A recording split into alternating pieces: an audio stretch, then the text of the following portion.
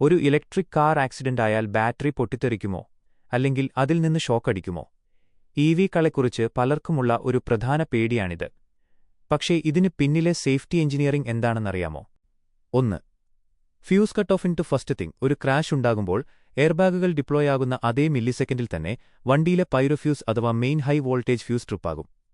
ഇതോടെ ബാറ്ററിയിൽ നിന്ന് വണ്ടിയുടെ മോട്ടറിലേക്കും മറ്റു ഭാഗങ്ങളിലേക്കുമുള്ള എല്ലാ ഹൈ വോൾട്ടേജ് സപ്ലൈയും തൽക്ഷണം കട്ടാകും.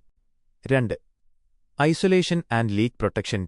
2. ആക്സിഡന്റിൽ ബാറ്ററി പാക്കിന് എന്തെങ്കിലും ഷോക്ക് തട്ടുകയോ കൂളന്റ് ലീക്കോ അല്ലെങ്കിൽ ഷോർട്ട് സർക്യൂട്ട് സാധ്യതയോ ഉണ്ടായാൽ സിസ്റ്റം അത് തിരിച്ചറിഞ്ഞ് പൂർണ്ണമായും ഷട്ട്ഡൗൺ ആകും. അടുത്തിടെ നടന്ന ടാറ്റ നെക്സോൺ ഇവി ആക്സിഡന്റുകൾ നോക്കിയാൽ മനസ്സിലാകും. വണ്ടിക്ക് ഡാമേജ് പറ്റിയിട്ടും പാസഞ്ചേഴ്സ് പൂർണ്ണ സുരക്ഷിതരായി പുറത്തെത്തിയത് ഈ സാങ്കേതികവിദ്യ കൊണ്ടാണ്. 3.